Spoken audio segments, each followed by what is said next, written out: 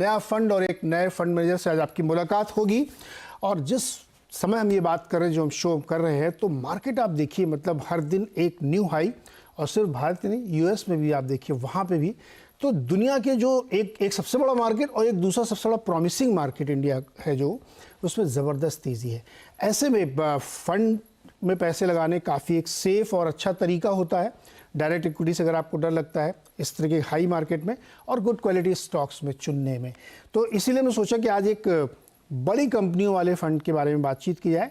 इसका नाम है डीएसपी टॉप 100 इक्विटी फंड, और इस फंड को मैनेज करते हैं अभिषेक सिंह जी, जिन्होंने आईआईटी से इंजीनियरिंग करी, फिर लखनऊ आईआईएम से मैनेजमेंट की पढ़ाई की, और बहुत सारे फाइनेंशियल इंस्टीट्यूशंस में काम करने के बाद अब डीएसपी में है और इस फंड को मैनेज कर रहे हैं। तो टेक्नोलॉजी और फाइनेंस दोनों का ज्ञान इस फंड को मैनेज करने में अभिषेक जी लगाया। अभिषेक जी, बहुत बहुत स्वागत है आपका इस शो में। Thank you Neeraj ji. तो हम लोग का उद्देश्य ये है कि ये समझना कि फंड में कैसे आप लोग स्टॉक चुनते हैं, क्या क्या होता है, जिससे हमारे जो पोटेंशियल इन्वेस्टर हैं या जो इन्वेस्टेड हैं उनको पता चले कि इस फंड में क्या क्या खूबियाँ हैं। तो पहले तो फंड के बारे में हम समझे, इससे पहले मैं आप थोड़ा मार्केट के बारे में बताइए, आजकल क्या चल रहा है? रोज एक नया हाई लग रहा है, मतलब क्या ट्रिगर्स क्या है इस तेजी के? नीरज जी, फेजेस होते हैं मार्केट के। ये अच्छा फेज है। रोज पैसा बन रहा है। आप कहीं भी इन्वेस्टेड हैं इक्विटीज में, you are making decent returns, अच्छे रिटर्न है। और अगर आप कोविड से अब तक देखें तो रिटर्न्स काफी अच्छे रहे। कभी ये समय बदलेगा भी, प्रिपेयर्ड होना चाहिए। और जहां तक इन्वेस्टर्स का सवाल है, आपके अगर एसेट एलोकेशन ठीक है, आप सही तरह से इन्वेस्टेड हैं, तो इन चीजों के बारे में ज्यादा नहीं सोचना चाहिए। और दोनों तरफ गलतियां होती हैं, वरना बुल फेज में भी और बेयर फेज में भी। तो at this point in time कोई रिस्क नहीं लग रहा है। रिस्क पे ध्यान भी कम है लोगों का। अर्निंग्स ग्रोथ अच्छी रही है, एंड बहुत फ्लोज भी आ रहे हैं मार्केट में। तो टिपिकली होता है, we are going through this phase. Okay, एक क्वेश्चन और थोड़ा सा मैक्रो है। जैसे हम लोग जो यूएस देखते हैं, तो वहाँ पे पहले बहुत इंतजार हो रहा था कि रेट कट आएगा, रेट कट आएगा। अब ऐसा लगता है शायद एक हो, शायद भी लगा हुआ है, पता नहीं वो भी शायद ना हो या हो, एक से ज़्यादा की होप नहीं है। स्टिल मार्केट एट हाई, और इंडिया में भी आप देखिए रेट कट की कोई गुंजाइश बनती नहीं दिख रही। जब तक फेड नहीं कट करेगा तो शायद हमारे यहाँ भी नहीं होगा, लेकिन market at high. Political development एक होना था, वो हो गया, सब सेटल हो गया, सरकार बन गई, काम शुरू हो गया, और कुछ बदलाव नहीं लगा क्योंकि सारी मिनिस्ट्री भी वैसी हैं, तो जैसे लगता है कुछ हुआ ही नहीं। इन सब के बावजूद मार्केट में इस तरह की तेज़ी है। क्या ये मानना चाहिए कि मैक्रो लेवल पे कहीं कोई रिस्क नहीं है, कंसिडरिंग कि $86 पे क्रूड भी इस समय चल रहा है, कुछ कुछ जगहों पे जियो पॉलिटिकल हो रही, तो कोई रिस्क फैक्टर में दिख रहा है या नहीं दिख रहा है? जी, दो चीजें मैं सबको ये बताने की कोशिश करता हूँ कि मैक्रोस के बेसिस पे अगर आप मार्केट पे व्यू ले रहे हैं, तो आपको दो चीजें आपकी सही होनी चाहिए। एक तो मैक्रो व्यू सही होना चाहिए, जैसे आपने कहा इंटरेस्ट रेट्स कहाँ होंगे, और दूसरा मार्केट का रिएक्शन। अगर आपका जो व्यू है वो सही है तो क्या होगा। अगर 2 साल पहले आपसे किसी ने पूछा, किसी ने कहा होता कि इंटरेस्ट रेट्स यूएस में इतने बढ़ जाएंगे और मार्केट फिर भी पीक पे होगा, शायद आप नहीं मानते। इसीलिए जब हम भी पोर्टफोलियोज क्रिएट करते हैं, बहुत ही कम फोकस होता है और बहुत ज्यादा लिखा जाता है, बहुत ज्यादा डिबेट्स होती हैं इन चीजों पे। ऑयल कहाँ होगा, इंटरेस्ट रेट्स कहाँ होंगे, कमोडिटीज कहाँ होंगी। टिपिकली बहुत मुश्किल होता है इन चीजों को फिल्टर डाउन करके पोर्टफोलियो बनाना और इंटेलिजेंट इन्वेस्टिंग डिसीजंस लेना। तो हम वी आर अवेयर, हम जानते हैं क्या क्या हो रहा है, क्या एक्सपेक्टेशंस है, बट टिपिकली थोड़ा दूर रहने की कोशिश करते हैं मैक्रो फोरकास्टिंग से, मैक्रो प्रिडिक्शन से। ये फंड मैनेजर्स को भी बहुत कम हेल्प करता है, ये मेरा मानना है, और रिटेल इन्वेस्टर्स को तो बिल्कुल दूर रहना चाहिए इन चीजों से। तो काफी मुश्किल होता है इन चीजों को प्रिडिक्ट करना, और दूसरा मार्केट का रिएक्शन प्रिडिक्ट करना इन चीजों को लेकर। ओके, तो बहुत अच्छी बात है। तो फिर अब तो एकदम आपने हमारे लिए आसान कर दिया। तो आप बताइए फिर आप कैसे बनाते हैं पोर्टफोलियो, क्या देखते हैं, कैसे चुनते हैं? तो नीरज जी, जो लार्ज कैप फंड जैसा आपने कहा, उसका कॉन्स्ट्रक्ट ये होता है कि जो 100 सबसे बड़ी कंपनीज हैं इंडिया में मार्केट कैपिटलाइजेशन के रैंक्स पे, 80% वेट उन कंपनीज में से ही होना चाहिए, और आप हमेशा 80% वेट होल्ड करेंगे उन 100 कंपनीज में। तो एक तरह से सेबी ने मेरा काम थोड़ा सा आसान कर दिया है क्योंकि मेरा 80% वेट इन 100 कंपनियों में से ही आना है, तो हम हर कंपनी जाके देखते हैं कि ये कहाँ ट्रेड हो रही हैं, बिजनेस प्रोस्पेक्ट्स कैसे हैं, इनकी हिस्ट्री कैसी रही है, बैलेंस शीट्स कैसी हैं। उनके बेसिस पे हम ये जज करने की कोशिश करते हैं कहाँ पे, और ये मेरी अप्रोच है, कहाँ पे डाउन साइड्स कम है। जहाँ पे डाउन साइड्स कम है वो पहली चीज है। कहाँ पे बिजनेसेस हैं जो कि मैं समझता हूँ कुछ हद तक, और यहाँ पे विजिबिलिटी है अर्निंग्स की, ग्रोथ की, कुछ समय के लिए डिसरप्शंस कम है, और प्राइस मेरे फेवर में है। उन कंपनियों में से 25-30 कंपनी हम चूज करते हैं। सो जो हमारा लार्ज कैप फंड है, हम उसे एक फोकस फंड की तरह रन करते हैं। लगभग 30 कंपनियां ही होती हैं, 30 स्टॉक्स ही होते हैं, कभी मतलब 2-4 कम, 2-4 ज्यादा, और we try to maintain this. Broad approach यही है। और हमारा इन्वेस्टमेंट फ्रेमवर्क जो है, कोई अगर डिटेल में जानना चाहता है तो डीएसपी के हर फंड मैनेजर का इन्वेस्टमेंट फ्रेमवर्क हमारी वेबसाइट पे है। इनफैक्ट मेरे हर फंड के लिए एक डेडिकेटेड ईमेल आईडी भी है। सो जैसे डीएसपी टॉप 100 के लिए डेडिकेटेड ईमेल आईडी है dsptop100@dspim.com। किसी को कोई सवाल हो पोर्टफोलियो रिलेटेड, सर्विस रिलेटेड नहीं, पोर्टफोलियो रिलेटेड, वो हमें लिख सकता है। और जहां तक जो चीजें हम शेयर कर सकते हैं, जिस हद तक शेयर कर सकते हैं, हम शेयर करने की कोशिश करते हैं, ताकि जो इन्वेस्टर है उसे वो कॉन्फिडेंस मिल सके कि उसका पैसा रिस्पॉन्सिबली मैनेज हो रहा है। हम क्या करने की कोशिश कर रहे हैं, we are very transparent about it. Okay Abhishek, आपने कहा कि 30 कंपनियां आप रखते हैं अपने फंड में, फोकस फंड की तरह चलाते हैं इसको, लगभग 30-32, और 100 में से चुनते हैं। ये तो और डिफिकल्ट हो गया आपके लिए काम। वो रीज़न इसलिए क्योंकि उस 100 में से 30 चुनना, एक तो वैसे ही बड़ी कंपनियां कम होती हैं, लेकिन यहाँ पे जैसे इस वक्त के हम मार्केट को एनालाइज करें तो मिड कैप, स्मॉल कैप काफ़ी ज़्यादा रिचली वैल्यूड दिखते हैं। इवन अभी इस जून के महीने में हम देखें तो निफ्टी और बैंक निफ्टी नहीं जितना चले, उससे ज़्यादा वो चले, जबकि वो बेचारे एकदम लाइमलाइट में भी नहीं थे। स्मॉल कैप तो 10% चल चुका है इसमें। तो क्या आप ये मानते हैं कि फेयरली वैल्यूड है और थोड़ा रिच वैल्यू है, उस कंपैरिजन को लगा के आप लार्ज कैप वाले में ढूंढते हैं, या जो चूंकि आपने जितने गिनाए नहीं तो कि सब कुछ मिल जाए मुझे, सस्ता भी है, बिजनेस भी बहुत बढ़िया है, डाउन साइड भी मतलब स्टॉक चला भी नहीं, ये सब कैसे एक साथ तो मिल नहीं सकता? तो कोशिश तो यही होती है कि सारे गुण होने चाहिए स्टॉक में। 36 गुण वाला तो नहीं चाहिए ना। हाँ वही तो, कोशिश यही होती है कि सर्वगुण संपन्न स्टॉक होना चाहिए, पर हो नहीं पाता है। कहीं कहीं कभी कभी कॉम्प्रोमाइज करना पड़ता है। कुछ फेजेस में मार्केट में थोड़ा ज्यादा कॉम्प्रोमाइज करना पड़ता है। जैसा आपने कहा कि मार्केट एक्सपेंसिव है, आप जिस भी पैरामीटर पे देखें, बहुत मुश्किल है इस बात नहीं एक्सेप्ट करना कि मार्केट एक्सपेंसिव नहीं है। अगर आप टॉप लाइन पी देखें, आप ये देखें कि कितने टोटल मार्केट कैप पे जीडीपी देखें, आप ये देखें कि कितने स्टॉक्स 40 या 50 पी के ऊपर ट्रेड कर रहे हैं, कितने स्टॉक हैं जो अपने 10 ईयर मल्टीपल जो 10 साल से जहां ट्रेड कर रहे थे उससे कितना ऊपर ट्रेड कर रहे हैं। बहुत सारे पैरामीटर्स पे मार्केट एक्सपेंसिव है। लेकिन कुछ पॉकेट्स हैं जहां पे वैल्यूएशन डी रेटिंग हुई है। For example banking and financial services एक सेक्टर है जहां पे डी रेटिंग हुई है। तो ऑलमोस्ट 40-42% मेरे फंड का आज उस सेक्टर में। कुछ सेक्टर में वैल्यूएशंस बहुत चीप नहीं है बट शायद रीजनेबल हैं। सो फार्मा फॉर एग्जांपल, हम बहुत ज्यादा फार्मा स्टॉक्स भी होंगे, 10 ऑलमोस्ट 15% फंड का फार्मा स्टॉक्स में। तो आप ऐसे पॉकेट्स ढूंढने की कोशिश करते हैं जहां पे मार्केट थोड़ा पीनलाइज कर रहा है बिकॉज वो शॉर्ट टर्म इश्यूज को लेके ज्यादा परेशान है, इसीलिए वैल्यूएशन डिप्रेस्ड है। हम अपना इन्वेस्टमेंट होराइजन थोड़ा लंबा रखने की कोशिश करते हैं। 1-2 क्वार्टर की वॉलेटिलिटी से हम बहुत ज्यादा इन्फ्लुएंस नहीं होते हैं, and that is how we try to create a portfolio. But अगर आप ये कहें कि आज क्या बहुत आसान है पोर्टफोलियो क्रिएट करना, आज आसान नहीं है। आज वो 30 स्टॉक का पोर्टफोलियो क्रिएट करना थोड़ा मुश्किल है, specially even in the large cap space. Mid cap and small cap में although valuations are higher but at the same time आपका यूनिवर्स भी काफी बड़ा है। ओके अभिषेक, आपने फार्मा का नाम लिया, तो pharma actually sector as a whole बहुत बड़ा है। उसमें कुछ जेनरिक कंपनी है, कुछ प्लेटफॉर्म कंपनी है, कुछ ओटीसी में है, फिर हेल्थ केयर, अगर आई होप कि आप हेल्थ केयर भी लेते होंगे उसमें, तो फिर हॉस्पिटल्स हैं, चेन्स हैं।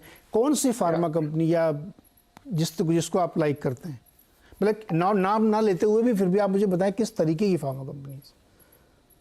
तो सेक्टर तो बहुत बड़ा है जैसा आपने कहा, और but at the same time आप इंडेक्सेस में देखें तो इनका फार्मा का रिप्रेजेंटेशन बहुत कम है। सो NSE 500 या NSE 100 जो इंडेक्सेस हैं उसमें 3 से 4% फार्मा का वेट है।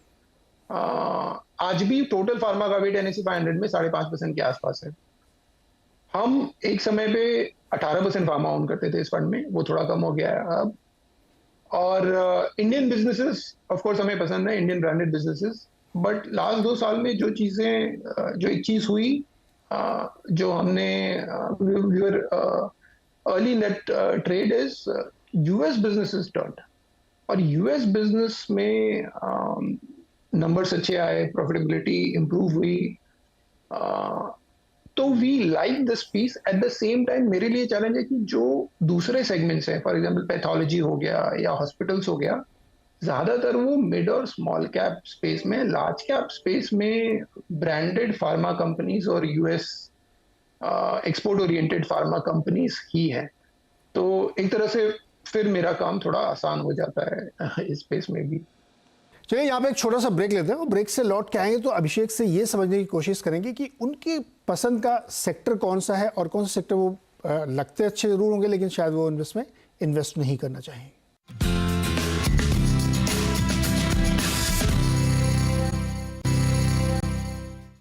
एक बार फिर से स्वागत है आपका फायदेमंद फंड्स में, और आज हम बातचीत कर रहे हैं DSP टॉप 100 फंड के बारे में। एक और सेक्टर मुझे समझना है आपसे, फाइनेंशियल्स, जो सबसे ज़्यादा वेट रखता है। क्या ये इसलिए क्योंकि वो निफ्टी में ही सबसे ज़्यादा वेटेड है तो ये मजबूरी है, और टॉप वाली आ जाती ये मजबूरी है? हालांकि बहुत अच्छा परफॉर्मेंस 1-2 साल में नहीं रहा है इस सेक्टर की। जो टॉप कंपनीज हैं जिन्होंने बहुत वेल्थ बना के दी, एक्चुअली उन्होंने 2-3 साल में नेगेटिव वेल्थ बनाई है। जी, तो बहुत अच्छा परफॉर्मेंस नहीं रहा है नीरज जी। जो मेरे फंड्स में सबसे ज्यादा वेट वही होगा जहां पे पिछले कुछ सालों में परफॉर्मेंस अच्छा नहीं रहा है। बिकॉज अगर पिछले कुछ सालों में परफॉर्मेंस बहुत अच्छा होता है तो जनरली वैल्यूएशंस भी बहुत हाई हो जाते हैं, और वहां पे बहुत रिस्क होता है कि अगर बिजनेस ने डिसअपॉइंट किया तो स्टॉक्स करेक्ट वेरी शार्पली। तो जैसे कोविड के पहले फार्मा ने 2015 से अच्छा नहीं किया था, एंड इसीलिए वो अच्छा था। आईटी ने कई साल से अच्छा नहीं किया था, इसीलिए वो अच्छा इन्वेस्टमेंट था। 2021 में इनफैक्ट आईटी 10% वेट से 14-15% वेट हो गया इंडेक्सेस में, और वो अच्छा समय नहीं था। तो पिछले 3 साल में इवन आज कैप आईटी स्टॉक्स उन्होंने सिंगल डिजिट रिटर्न से उनके, क्योंकि फाइनेंशियल्स ने अच्छा नहीं किया है पिछले कुछ सालों में, रिलेटिवली वैल्यूएशन डी रेटिंग हुई है। ये मैं इसे पॉजिटिवली देखता हूँ, बिकॉज मार्केट बहुत ज्यादा एक्सपेक्ट नहीं कर रहा है इन स्टॉक से, और जहां पे एक्सपेक्टेशंस लो होती हैं वहां पे हमेशा पॉजिटिव सरप्राइजेस का चांस होता है। जहां पे एक्सपेक्टेशंस ऑलरेडी बहुत हाई हैं, और बहुत सेगमेंट्स में ऐसा है जहां पे एक्सपेक्टेशंस बहुत हाई हैं, वहां पे बस नेगेटिव सरप्राइजेस का स्कोप होता है। तो हम वो सेगमेंट्स लेने की कोशिश करते हैं जहां पे ये पॉजिटिव सरप्राइजेस आ सकते हैं, बिकॉज हमने एटलीस्ट देखा, और मैंने एटलीस्ट देखा है कि मार्केट हो या लाइफ हो हमेशा सरप्राइजेस देती।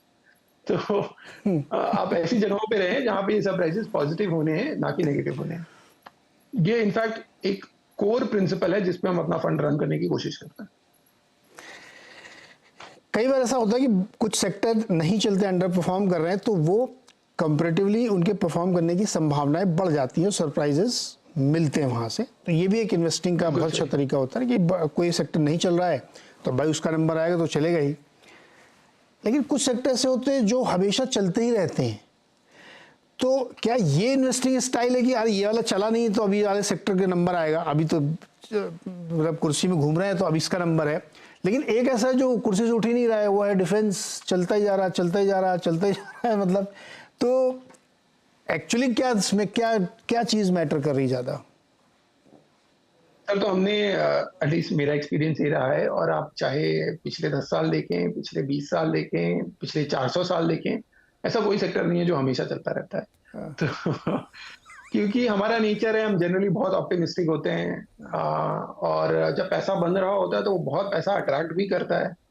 इवेंचुअली क्या होता है कि अगर चीजें एक लाइन में बढ़ रही हैं तो उस हद तक बढ़ जाती है कभी कभी कि वो अनसस्टेनेबल हो जाता है, और ये कई जगह हुआ है, कई बार हुआ है, आपने भी कई सेगमेंट्स में देखा है। तो अगर मैं इन सेक्टर्स में प्ले कर रहा हूं, और मुझे नहीं पता, किसी को शायद नहीं पता कि कब तक चलेगा, तो थोड़ा कॉशियस रहना चाहिए, मे बी स्टैगर्ड अप्रोच होनी चाहिए। सही फंड मैनेजर आप पिक करें, वहां पे उनकी अप्रोच समझें। बट जहाँ पे एक्सपेक्टेशन बहुत कम है, वहां पे बहुत सिंपल आप इंडेक्स कर सकते हैं और you will do well even with index fund. वहां पे अ, कम इन्वॉल्वमेंट से पैसा बन सकता है। इन सेगमेंट्स में थोड़ा ज्यादा इन्वॉल्वमेंट चाहिए, थोड़ी ज्यादा समझ चाहिए, थोड़ी ज्यादा मेहनत करनी पड़ेगी अगर आप वहां पार्टिसिपेट करना चाहते हैं तो। Broad principles. Okay, very interesting. मुझे ऐसा लगता है कि आप बहुत इंटेलिजेंट और क्लेवर इन्वेस्टर हैं। मैं आपको ये बाद में बताऊंगा, लेकिन पहले दो सेक्टर समझता हूँ आपसे। दो सेक्टर पिछले कुछ दिनों में बहुत हरकत में है। एक टेलीकॉम है और एक सीमेंट है। सीमेंट में मुझे ऐसा लग रहा है कि वर्चस्व की लड़ाई चल रही है, मार्केट शेयर गेन करना है, क्योंकि जो जितना बड़ी कैपेसिटी बिल्ड कर लेगा उतना ज़्यादा उसके लिए फ़ायदा, क्योंकि कॉस्ट ऑफ प्रोडक्शन कम होगा, पावर से कितना करीबी है, इनपुट कितना है। उस सेक्टर में आपको कैसे डायनामिक्स लगते हैं और आपको लगता है वो इन्वेस्टेबल है? और दूसरा टेलीकॉम, बहुत समय बाद उसमें, अब 2 साल बाद तो टैरिफ हाइक हुआ है, इसमें भी बड़ी कंपनीज हैं, हालांकि बहुत नहीं है, 2 ही 3 है। ये दोनों सेक्टर अलग अलग मुझे बताइए कैसे लगते हैं आपको और इसमें क्या होने वाला है? दोनों सेक्टर्स का डायनेमिक्स थोड़ा सिमिलर है। वो ये है कि जैसे हम कंपनियां खरीदते हैं क्योंकि मुझे वो किसी पॉइंट पे उन कंपनी से कैश चाहिए। वो चाहे आज मुझे बहुत सारा कैश दें, जो कि बहुत हाई डिविडेंड पेइंग कंपनीज करती हैं, या अगर आज नहीं भी दे रही हैं, वो इन्वेस्टमेंट मोड में है, तो आगे जाके फ्यूचर में कुछ सालों बाद वो मुझे बहुत ज्यादा कैश दें। टेलीकॉम में हिस्टोरिकली, पहले अगर आप हिस्ट्री देखें, इट हैज बीन, वो एक ऐसा सेक्टर रहा जिसमें एयरलाइन से ज्यादा लॉस हुआ है ग्लोबल इन्वेस्टर्स का अक्रॉस द वर्ल्ड। तो एक ऐसा सेक्टर रहा है जिसमें बहुत ज्यादा वेल्थ डिस्ट्रक्शन हिस्टोरिकली हुई है। इसीलिए बहुत टाइम तक हमने पीनलाइज किया इन कंपनीज को, बहुत लो प्राइसेस एंड वैल्यूएशंस पे ये ट्रेड कर रहे थे।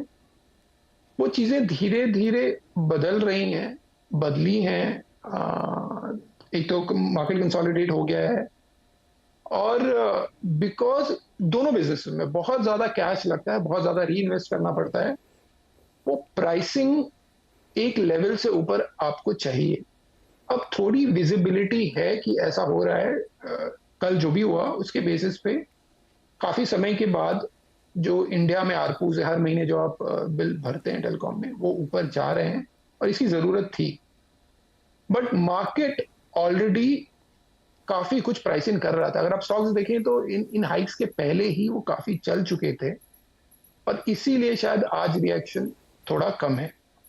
सिमिलरली सीमेंट में अगर आपकी ग्रोथ आती रहे तो आप कैपेसिटीज बिल्ड करते रहते हैं, उसका मतलब ये कि जो भी आप कैश जनरेट कर रहे हैं वो या तो आप ग्रीनफील्ड कैपेसिटी में लगा रहे हैं या आप एक्विजिशंस कर रहे हैं। पर एक चीज जो अलग है सीमेंट के बारे में, टू व्हीलर्स के बारे में और कंपेयर टू अदर सेक्टर, वो ये है कि ग्रोथ हमेशा ऐसे बढ़ती नहीं रहती है। India 400 million ton cement consume करता है, US 100 million ton cement consume करता है। तो एक पॉइंट के बाद जब आपका सीमेंट इंटेंसिटी पीक हो जाता है, वो कम होना शुरू हो जाती है। पर इसीलिए ग्लोबली एटलीस्ट जो मैंने देखा है, profitability after a point starts coming down. तो जो आपके रिटर्न रेशियोज हैं वो कम होना शुरू हो जाते हैं। तो कई मार्केट्स में सीमेंट कमोडिटी की तरह बिहेव करता है, इंडिया में सेमी कमोडिटी की तरह बिहेव करता है। और अब जो आर्ग्यूमेंट लोग जिस बारे में डिबेट हो रही है वो ये है कि अगर दो बड़े प्लेयर 50, 60, 70% मार्केट शेयर किसी पॉइंट पे आज से 5 साल बाद, 6 साल बाद पहुंच जाएंगे, तो क्या इनकी प्रॉफिटेबिलिटी बहुत इंप्रूव हो सकती है? क्या ये जो कैश जनरेट करते हैं वो बहुत बढ़ सकता है? I am not so sure. मतलब मैं भी ये डिबेट कर रहा हूँ। As of now, at least in the large cap fund, जो हमारा लार्ज कैप फंड है, उसमें हम सीमेंट ओन नहीं करते, हम इनफैक्ट टेलीकॉम भी ओन नहीं करते।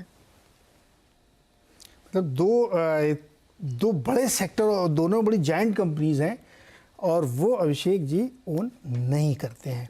अब तो ये वाला सेक्टोरल ही हो गया। मैंने आपसे एक सवाल कहा था कि आप बहुत ही इंटेलिजेंट और क्लेवर इन्वेस्टर हैं। वो इसलिए मैंने कहा था कि आप अपनी पूरी थीसिस में साइकोलॉजी का एक कवर डाल देते हैं। सही कहा मैंने?